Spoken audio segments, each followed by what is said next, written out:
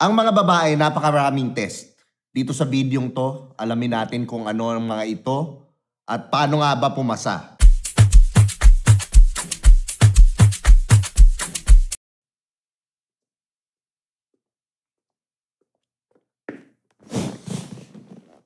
Mga bro, bakit parang may mga exam na di nasusulat pero ramdam mo? Maliit na bagay, biglang lumalaki. Tanong na simple pero mabigat ang dating. Hindi para pahirapan ka yan. Kadalasan, tinetest ng feminine energy para malaman kung safe, steady, at mapagkakatiwalaan ka. Ngayon, idedetalye ko ang pinaka-common na tests at paano pumasa nang hindi ka nagiging doormat at hindi ka rin nagiging tyrant. May sweet spot kasi yan eh. Walang lalaki versus babae. Dito, understanding over ego. Goal ng test, safety, consistency, leadership, integrity, and playfulness.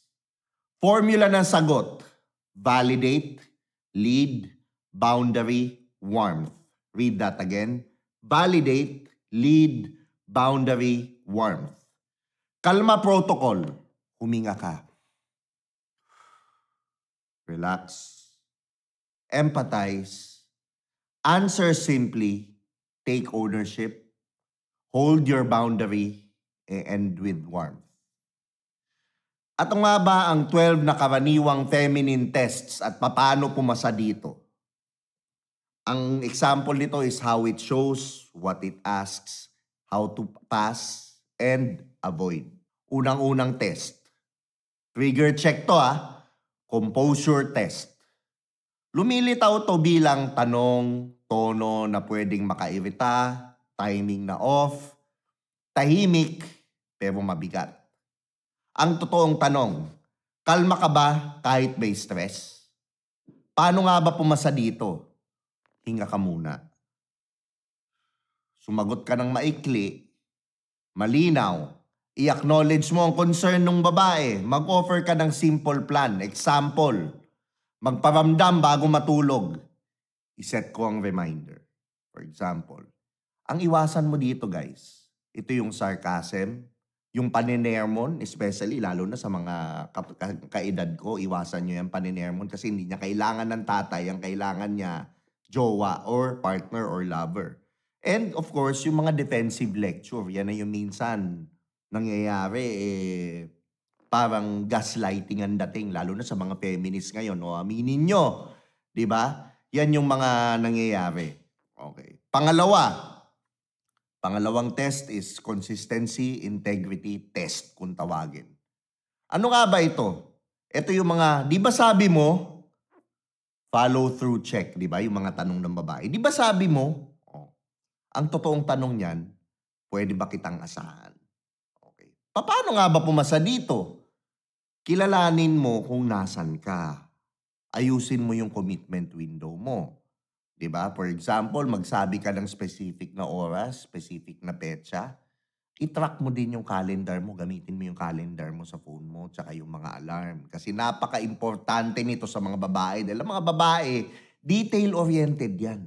So dapat yung mga detalye, sabi nga nila, the devil is in the details, alam mo yung mga detalye. Ano nga ba dapat mong iwasan dito?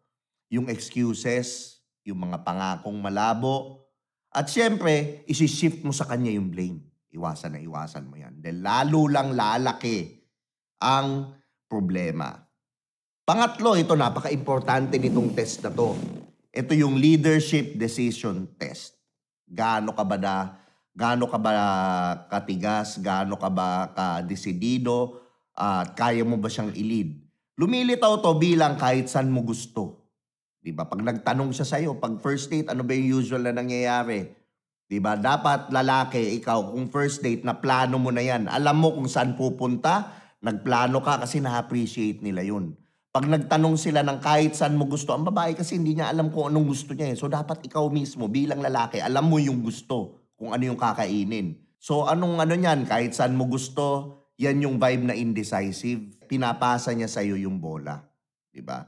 Ang totoong tanong nito is, kaya mo bang mag-lead ng may konsiderasyon? Paano ba dapat pumasa dito? Siyempre dapat nagplano ka, maglatag ka ng 1 to 2 na malinaw na options like for example, time, place, or budget. I-invite ang input at mag-finalize. Ano ba to? For example, saan mo gusto? Okay, ako ang gagawin ko, paano ko siya ginagawa? Tatanong muna ako. Tatanong ako sa kanya, ano mang gusto mo? Kanin o gusto mo light snack lang? Oh, okay, light snack lang. Okay, anong gusto mong light snack? Burger, pizza o pasta? Oh, okay, Italian. O, dun tayo sa may ano. I-funnel down mo yung mga questions. Pero at the end of the day, ikaw ang magde-decide kung saan kayo kakain. Ano ba yung dapat iwasan? Huwag kang sasagot ng ikaw bahala. 'Di ba? Kasi malulup ka dito. Dito na pumapasok yung analysis paralysis. And it shows na ikaw, lalaki kang hindi mo alam ang gusto mo at wala kang direksyon. Ito, pang-apat, importante rin to sobra. Ito yung boundary test. Tinetest ng babae ngayon yung spine mo. Kung ikaw ba ay kaya mong mag-hold your ground kahit na anong mangyari, kahit na stressful ang sitwasyon. Ano nga ba tong test na to? Ito yung mga hiling na sumasagasa sa non-negotiables mo. Pa-cancel ng important commitment. Ano ang totoong tanong dito? May sariling spine ka ba na may respeto? Ano ibig sabihin nito? Ito yung mga tipong for example, mag-aaya siya ng biglaan. Tapos ikaw, meron kang lakad. Like for example, business meeting or gym or kahit na anong naiplano mo na para sa self-improvement mo. So dapat doon, huwag kang magka-cancel para sa kanya. Pag hindi ka pwede, hindi ka pwede. Kasi dito tayo nire-respeto ng mga babae. Paano nga ba pumasa dito? I-affirm mo yung halaga niya. I-state mo yung commitment mo at mag-alok ka ng oras or solusyon. For example, okay, sorry, sayang. Gustong-gusto ko pa naman makasama ka ngayon eh. Pero kasi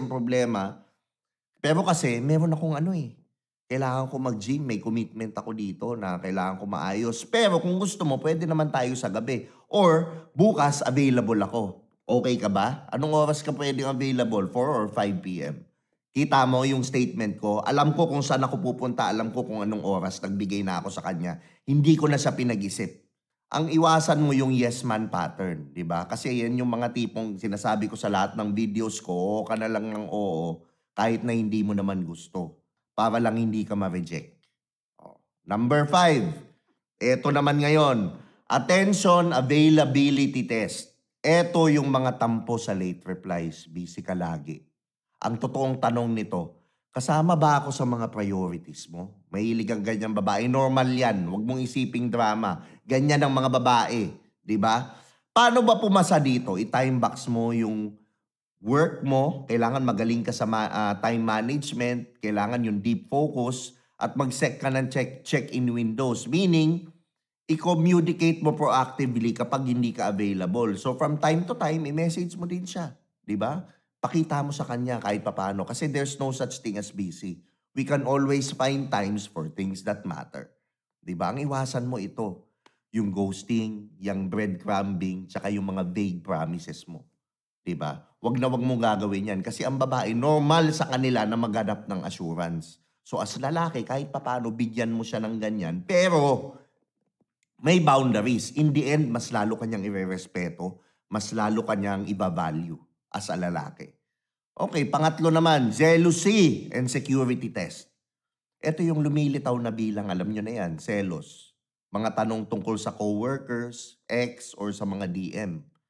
Paano nga ba pumasa dito? Unang-una, linawin mo yung mga boundaries mo sa third parties. Igalang ang concern niya. Huwag mong i-invalidate yung nararamdaman niya kasi ang babae matataas ang intuition niyan.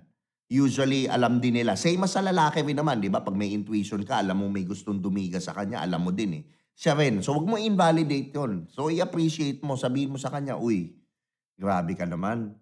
Para namang ang pogi ko niyan. Lika nga dito, mga ganyan. Oh, i-explain mo sa kanya, i-assure mo siya na wala naman yun. Ano naman yan? Ano lang siya sa akin, di ba?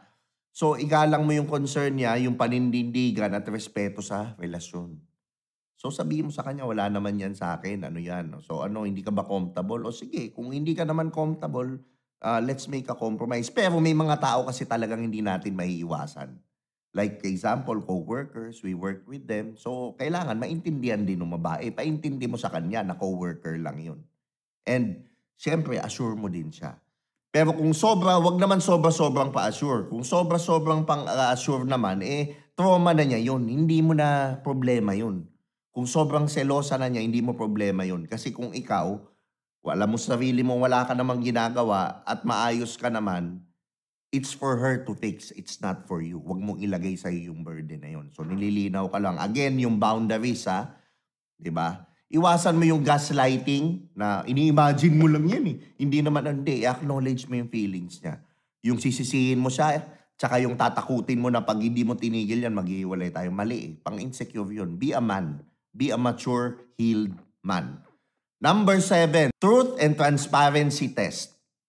Ito yung mga test na lumilinaw sa pang-uusisa, sa lalabas ka, sinong kasama, timing, minsan alam mo na ang sagot. Ang totoong tanong nito, totoo ka ba kahit simpleng detalye? 'Di ba? Paano nga ba pumasa dito? I-update mo siya. Huwag ka nang manghintay. Ang daming lalaki dyan, hindi ako nag-update, hindi ako nagpapaalam kasi lalaki ako, kasi ako ang man of the house. Mali. Kasi yung updating, that's respect. Pwede ka namang mag-update na, nandito na ako, ano na ako. Hindi naman lagi. Pero from time to time, i-update mo siya. Minsan, padalan mo ng picture. Minsan, kasi ang mga babae, tanggapin nyo na, ganyan sila. Pero again, never forget your boundaries. Pag if it's too much, and alam mo naman if it's too much, then hindi mo rin naman dapat gawin. Paano ka nga ba pumasa dito? Be short, factual, at walang embellishment. Kung may na-miss, aminin at ayusin. Forward rule. Example, share basics sa plan. So, may mga plano ka. Okay, eto, ganyan. Nagpunta nga kami na ganito, ganyan, ganon. Ang saya nga, Pero again, it goes back sa healing din ng babae. Kasi ito, 90% ng problema mo is may eliminate pag namili ka ng tamang babae. Yung wala masyadong trust issues. Kung may trust issues pa yan, ay patay ka dyan. Dapat ayusin niya muna yan bago siya pumasok sa field mo kasi ikaw mahihirapan yan. Diba? Iwasan mo yung mga half-truths, iwasan mo yung mga alibi, tsaka yung mga story building. Kung wala ka naman talagang ginagawa, I guess wala ka naman dapat ika-worry. Okay, ito napaka-importante, nakakatawa. Sana madaming hindi papasa dito. Yung provider reliability tests, hindi laging pera to yung pagiging provider. Ito yung lumilitaw na pwede mo ba to ayusin, yung logistics, yung emergency, and small favors niya. Kung pwede mo bang gawin para sa kanya. Ang totoong tanong, reliable ka ba sa practical life? Paano nga ba pumasa dito? Simple, mag-assign ka ng realistic timelines. Yung realistic para sa'yo. Kung hindi kaya, maghanap ka ng solusyon, ng mga alternatives. Like for example, kung hindi ka rin naman makakapunta dito para ayusin yung tubo niya or whatever, at least pay for the tubero. Diba? Pay for the man or woman na maglilinis ng bahay niya or tutulong sa kanya magkumpuni nito. Diba? At basta gumawa ka ng paraan kahit papaano na para matulungan mo siya. Kasi at the end of the day, babae yan, kaya niyan kailangan ng lalaki is para dun sa mga manly tasks. At yung mga hindi niya kayang gawin. Show some support din sa kanya.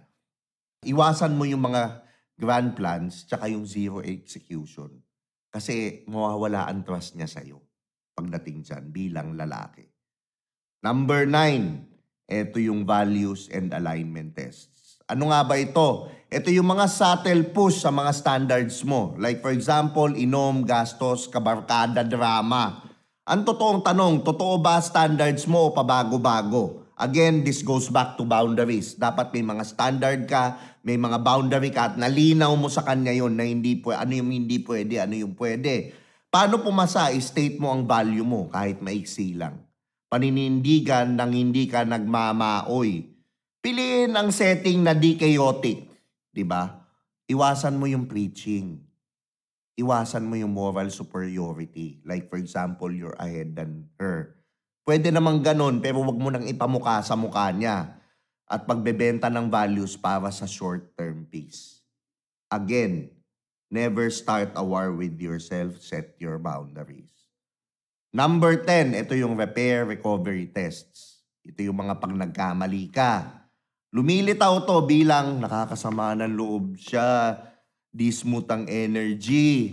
Ang totoong tanong, marunong ka ba mag-repair or mag-ayos, problem-solving skills?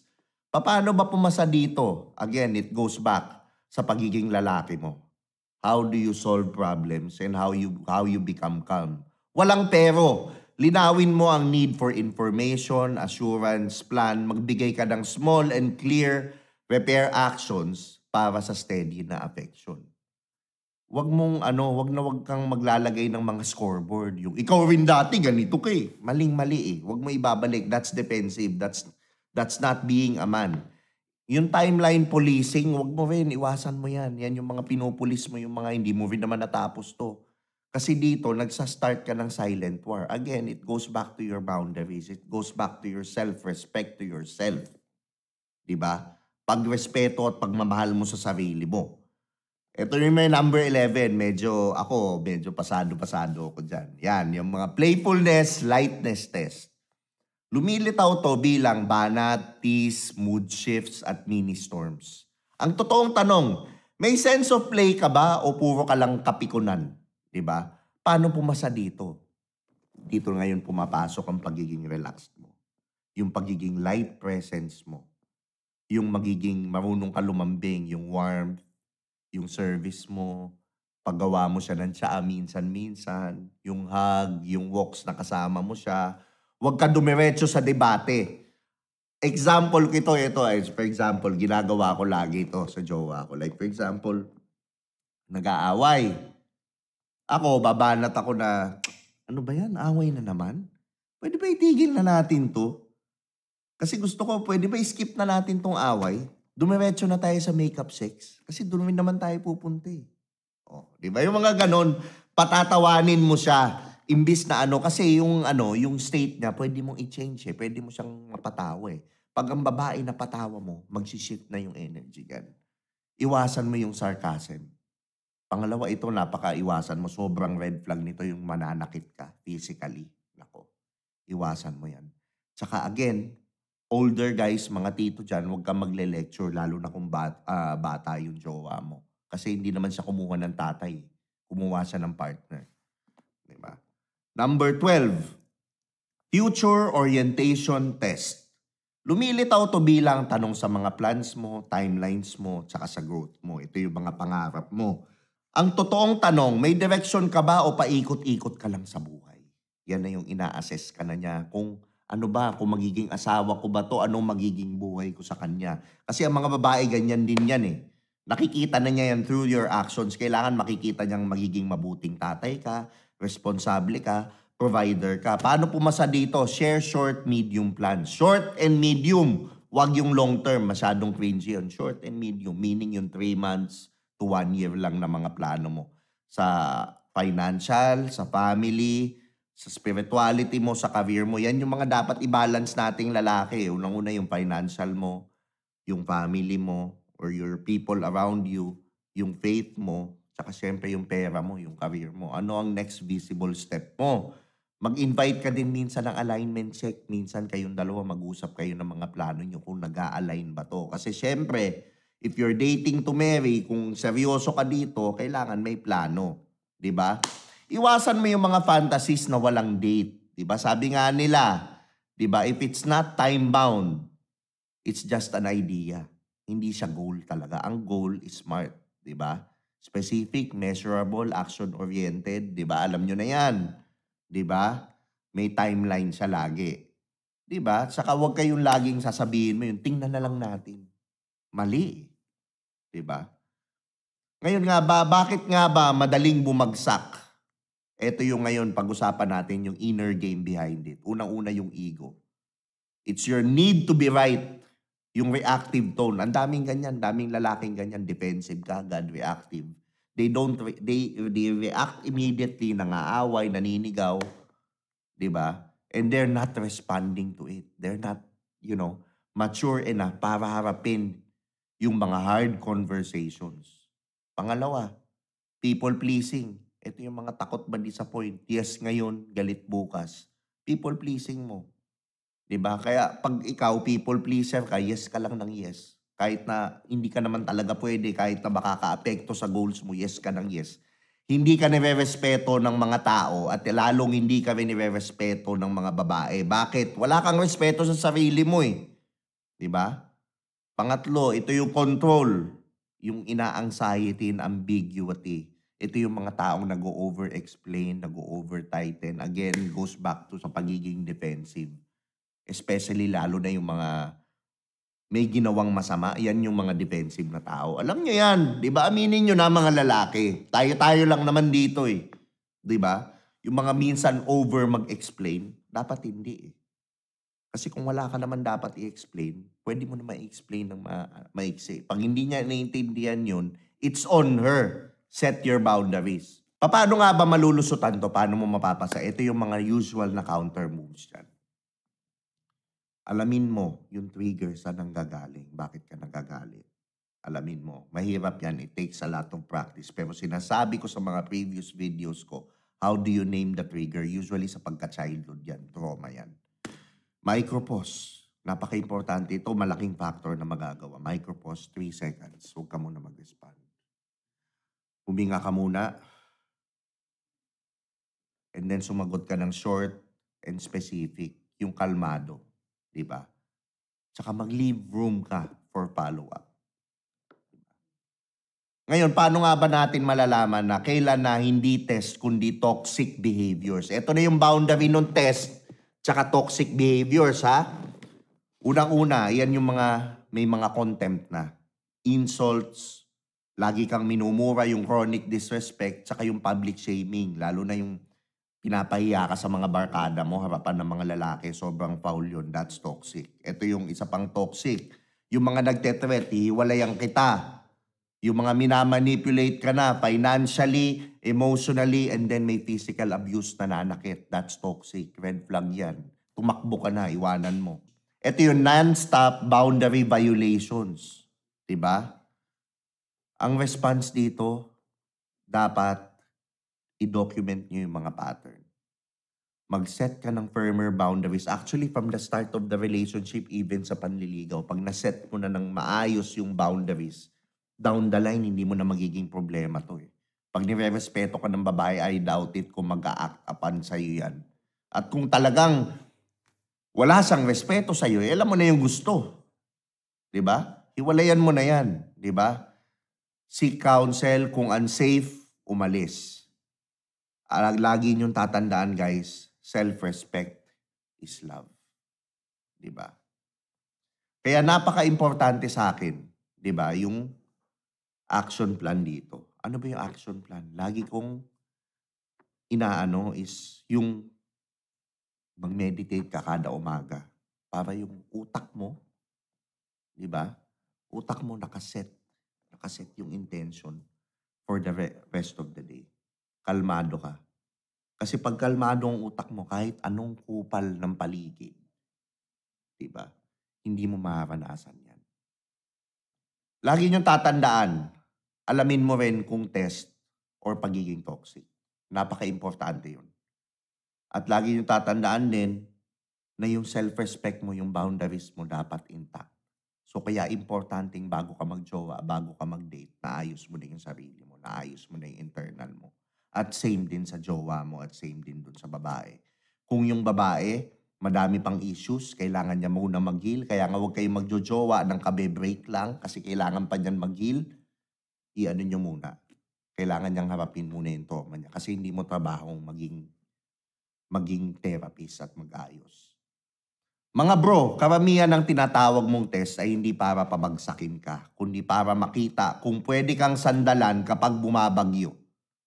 Do you think mas takot ka sa tests, ego pa rin ang nauuna, hindi mission, composure, at consistency? Kung nakatulong to, i-share mo to sa kapatid mong laging napipikon. Diba? Maraming salamat nga pala sa Tritone Studios, sa Tritone Entertainment kung natuwa ka naman sa podcast at mag-subscribe ka na dito sa channel natin para naman mag 100,000 subscribers tayo by December. Share mo na to sa kaibigan nito. Again, this is your host, Theo Bry. See you on the next video.